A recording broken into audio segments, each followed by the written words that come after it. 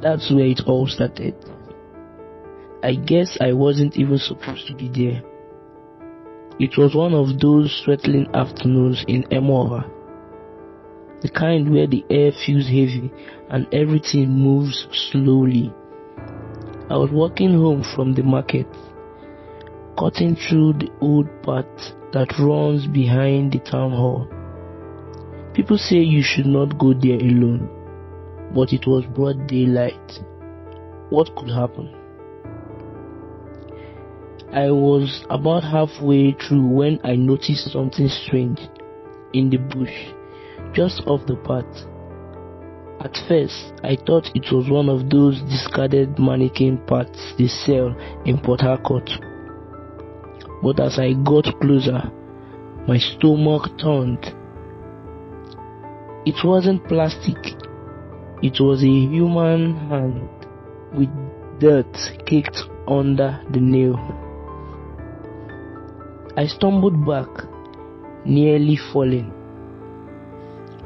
My first instinct was to run, but something kept me frozen there, staring at it. Who does this belong to? How did it end up here? Then I heard a rustling sound. It wasn't far, maybe 10 or 15 steps behind me. My heart started racing. I whipped around, expecting to see anyone, but the path was empty. The bushes swayed lightly, but there was no wind. I don't know what came over me, but I grabbed a stick and poked at the bush. My hands were shaking so bad I could barely hold on to it. And then I saw it, a dark plastic bag, tied up tight, but stained with something that looked like blood. I don't remember pulling out my phone, but I must have, because the next thing I knew was calling my uncle. He's one of the elders in our community, someone people respect. "Uncle, something is wrong here," I said, my voice barely a whisper. He showed up with 2 other men within minutes. By then, I was standing far away from the bag, watching it like it might move. They did not say much as they approached. One of the men, a hunter, opened the bag with his machete. Inside were more body parts, a hand, part of a leg, and what looked like a piece of someone's face. Who could do this? I managed to choke out. They did not answer me. My uncle just said, "We need to call the police." The rest of the day was a blur. The police came, took statements, and cordoned off the area. By evening, rumors were flying around the village. Some said it was the work of ritualists. Others thought it might have been a gang killing going wrong. The part that keeps me up at night is that they never found out who the victim was.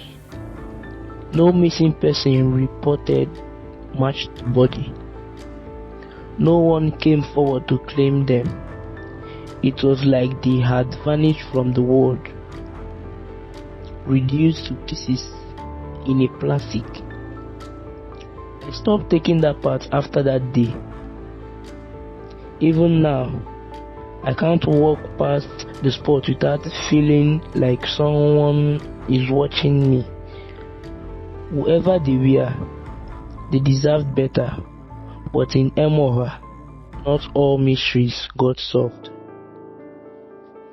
Weeks passed, but the event of that day haunted me. I could not shake the feeling that I had somehow been dragged into something much bigger. The police never came back with any update, and the elders in the village told us to leave it alone.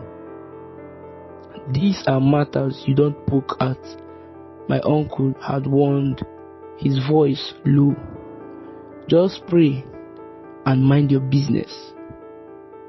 But how could I? Every time I close my eyes, I see that bag, that hand. One evening, I was sitting outside our compound when Mama called me. Chidi, she said, whipping her hands on her wrapper.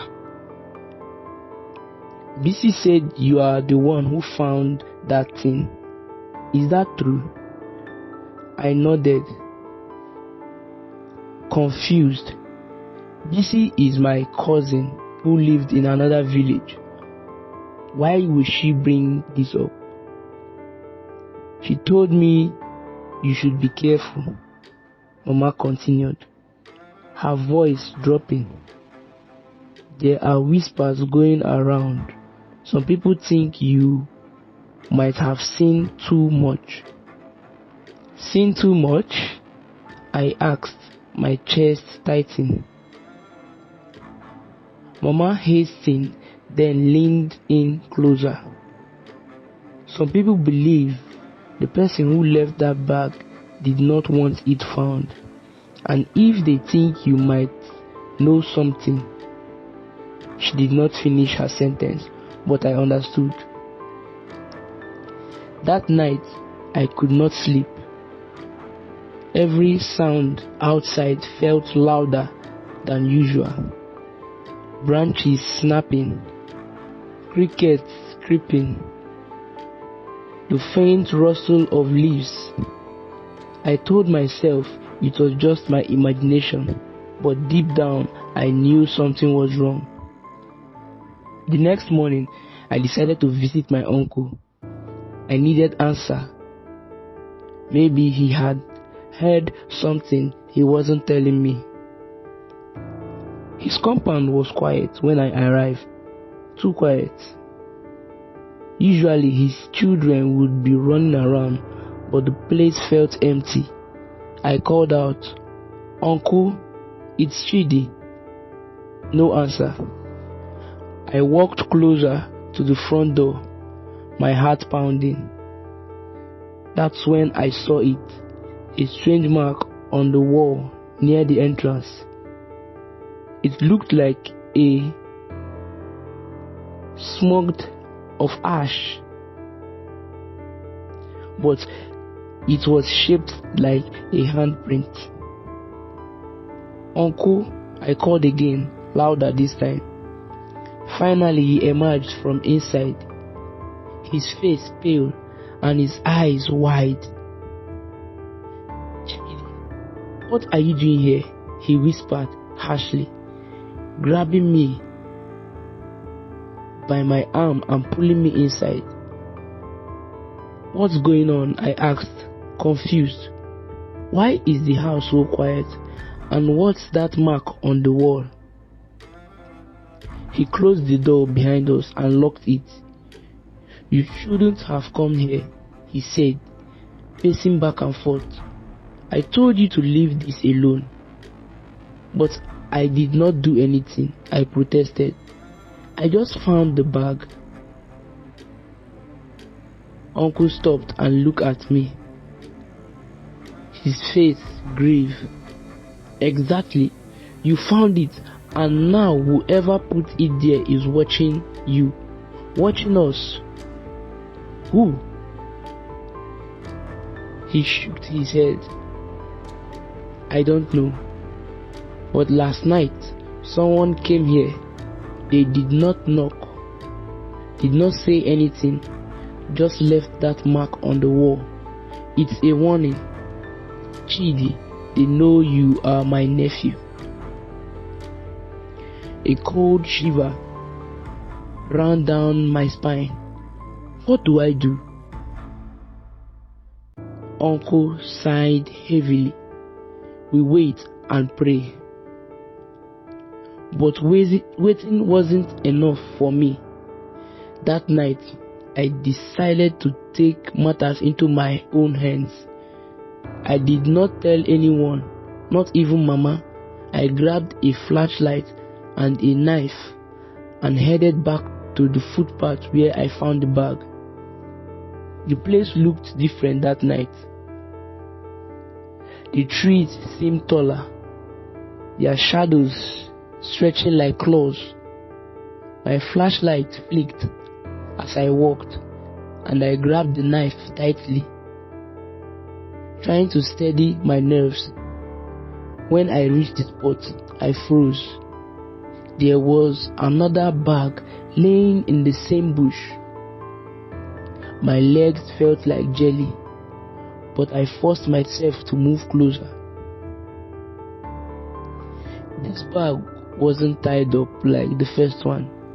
It was open, and inside was a piece of paper. I reached in with trembling and pulled it out.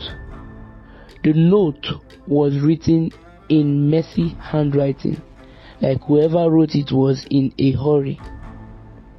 You should have stayed quiet. That's when I heard it. The sound of footsteps behind me. Slow, deliberate, and getting closer. I turned around, my flashlight shaking, and I saw a figure standing just at the edge of the path. I could not see their face, but they were holding something long in their hand. I did not wait to find out who they were or what they wanted. I ran. I don't know how I made it back to the village without tripping or passing out. My chest pumped. My legs felt like they were on fire, but I did not stop until I was inside our compound with the gate locked behind me. That night, I told Mama everything. She was furious that I had gone back to the path, but when I showed her the note, her anger turned to fear. We need to leave, she said. We can't stay here.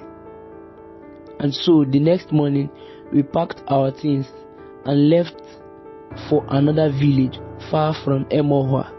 I don't know who that figure was or why they left the second bag, but I do know one thing. Some paths are better left untraveled. Even now, years later, I can't forget what happened. Sometimes I wonder if they are still out there watching, waiting, and I will never stop asking myself the same question: why?